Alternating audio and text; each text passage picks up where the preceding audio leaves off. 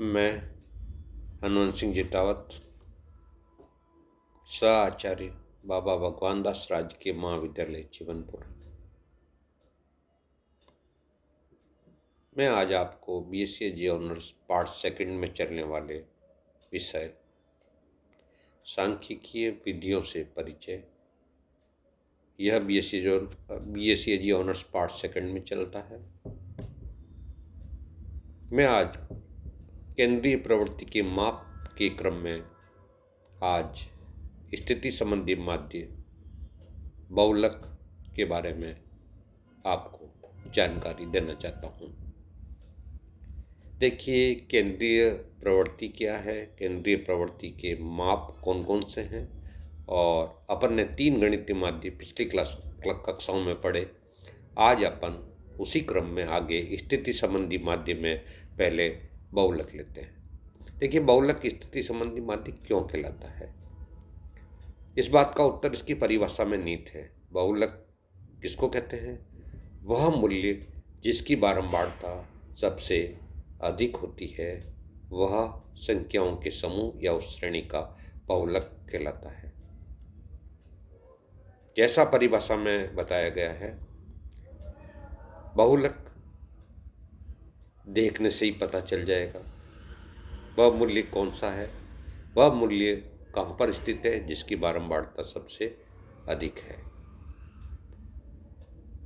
तो बहुलक निरीक्षण मात्र से ही ज्ञात हो जाता है, और जहाँ पर निरीक्षण से नहीं ज्ञात होता है वहाँ पर समूहन विधि का प्रयोग किया जाता है, और जहाँ वर्ग और बारंबारता दी हुई होती है उसके लिए अपन सूत्र प्रयोग में करते हैं। यह बात कैसे ज्ञात करते हैं यह अपन प्रैक्टिकल में लेते हैं। आज अपन परिभाषा के बाद में बहुलक की क्या क्या विशेषता है उसके बारे में बात करेंगे। क्या प्रमुख विशेषता है बहुलक की? सबसे पहले अपन गिना सकते हैं, सर्वाधिक उपयोगी मूल्य है। सर्वाधिक उपयोगी मूल्य कैसे प्रदान करता है, इस बात को आप एक उदाहरण के रूप में समझ सकते हैं। मान लो आप रेडीमेड कपड़ों की कोई फैक्ट्री चला रहे हैं या चलाना चाहते हैं, तो आप कौन से माप के कपड़े कितने और सबसे ज़्यादा किस माप के बनाएंगे? आपको सूचनाएं एकत्रित करनी पड़ेगी। उनकी सूचनाओं की सहायता से ही आप ये तय करेंगे कि मुझे कौन सा नंबर का बनियान, अंडरवियर, जूते इत्यादि सबसे ज़्यादा बनाने हैं जो आसानी से बिक जाए। आप दूसरे माध्य कोई काम में लें, वह आपके लिए इस बात की सूचना कभी भी नहीं दे सकते कि कौन सा माप के आपको चड्डी, बनियान, अंडरवियर इत्यादि बनाने हैं जो सबसे ज़्यादा बिकेंगे। इसके लिए सर्वश्रेष्ठ सूचना देने वाला माध्य आपके लिए बहुलक होगा, क्योंकि बहुलक परिभाषा में ही यही बताता है कि वह मूल्य जिसकी पुनरावृत्ति सबसे ज़्यादा हो रही है, चाहे बनियान के नाप की लो, चाहे जूतों की नाप की लो, चाहे इसी संदर्भ में और अन्य उदाहरण अपन ले सकते हैं, तो सर्वाधिक उपयोगी मूल्य बहुलक प्रदान करता है इन स्थितियों में। इसलिए आप हमेशा ध्यान रखिए कि यदि जूते, बनियान, पैंट, रेडीमेड कपड़ों के बारे में या इस तरह की कोई सूचना जिसमें सर्वाधिक पुनरावृत्ति पे जोर दिया जाता है, आपके लिए सर्वश्रेष्ठ कोई माध्य होगा तो वह बहुलक होगा। यह बहुत ही महत्वपूर्ण विशेषता है आपके ऑब्जेक्टिव टाइप पेपर के लिए। दूसरी विशेषता यह है कि बहुलक सर्वाधिक घनत्व वाला बिंदु होता है, अतः वितरण का अनुमान सरलता से लगाया जा सकता है। देखिए, वह मूल्य जिसकी बारंबारता सबसे अधिक है सर्वाधिक डेंसिटी या घनत्व का बिंदु है, और इस बिंदु से वितरण, डिस्ट्रीब्यूशन संख्याओं का किस प्रकार से हुआ है अपन आसानी से पता लगा सकते हैं। चौथी विशेषता, बहुलक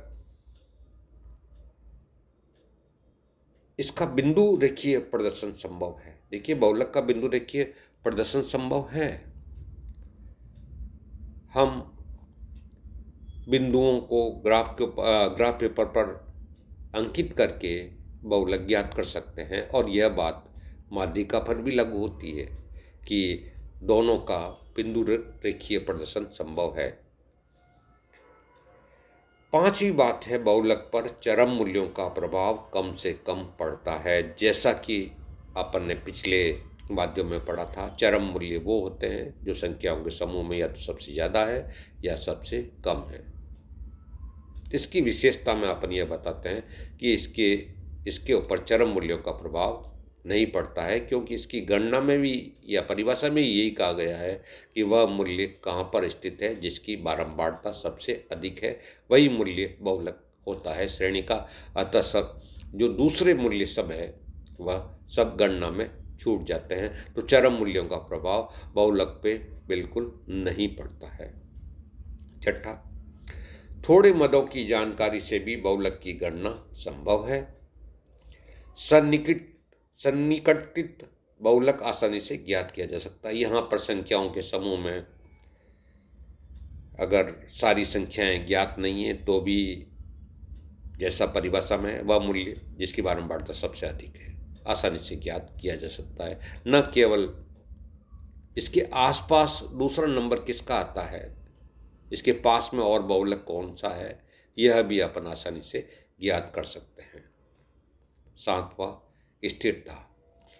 इसमें बदलाव बहुत कम होता है, कुछ अंक जोड़ें घटाएं, स्थिरता लिए हुए बहुलक होता है। आठवां, जैसा पहले भी बता लिया, बहुलक कैसा माध्य है, स्थिति संबंधी माध्य है। अब बहुलक के दोष। पहला दोष अपन गिना सकते हैं, अनिश्चित व अस्पष्ट है। वास्तविक बहुलक ज्ञात करने के लिए पर्याप्त गणना की आवश्यकता होती है। यदि आवृत्ति वितरण असमान है तो बहुलक वर्ग का निर्धारण करना भी कठिन होता है। तो यह निश्चित मान जैसे गणितीय माध्य देते हैं वैसी स्थिति इसमें नहीं है। कई बार दो मूल्य ऐसे हो सकते हैं जिसकी बारंबारता बिल्कुल बराबर हो जाती है। ऐसी स्थिति में यह निश्चित मान नहीं देता है और अस्पष्ट रहता है, उसकी गणना भी अपने को करनी पड़ती है, तो अनिश्चितता लिए हुए यह मूल्य रहता है। दूसरा, क्रमानुसार रखना अनिवार्य है। यह बात माध्यिका के ऊपर भी लागू होती है और इस पर भी हमें पहले जमाना पड़ेगा संख्याओं को, और समंक समूह जो एकत्रित किया है उनको अपने को क्रम अनुसार जमाना पड़ेगा।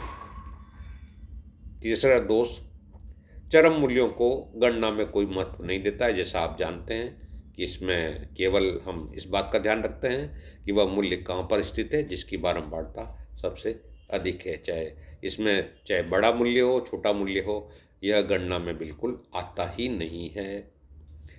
एक दोष जो दोनों में होगा, माध्यिका में भी होगा और बहुलक में भी होगा, इन दोनों स्थिति संबंधी माध्यों का बीजगणितीय विवेचन संभव नहीं है, क्योंकि ये बीजगणितीय नियमों का पालन नहीं करते हैं। पांचवा, वर्ग विस्तार का बहुलक पर अधिक प्रभाव पड़ता है। यदि अपन वर्गों के विस्तार में बदलाव करेंगे तो बहुलक बहुत ज़्यादा बदल जाता है। इसको अपन कह सकते हैं कि वर्ग विस्तार का अधिक प्रभाव पड़ता है। एक दोष, कई बार ऐसी स्थिति आ सकती है अपने सामने भ्रमपूर्ण।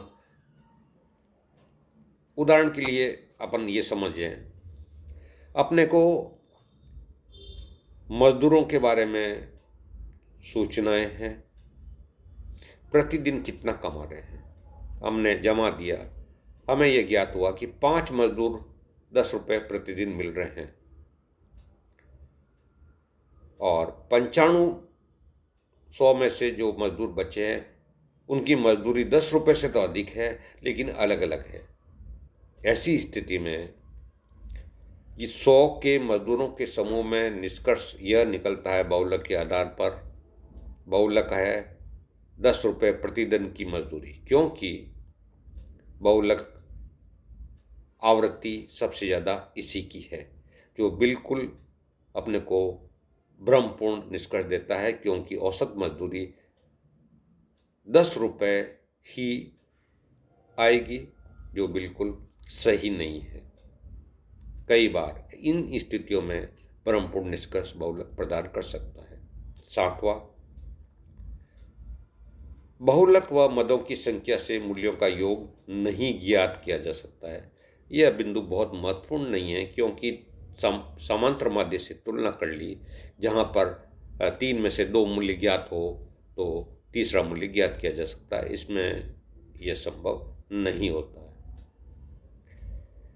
इसके अलावा बहुलक के संबंध अन्य से क्या है, यह जो दर्शाया गया है आपको, यह आपके ऑब्जेक्टिव टाइप पेपर के लिए बहुत महत्वपूर्ण है।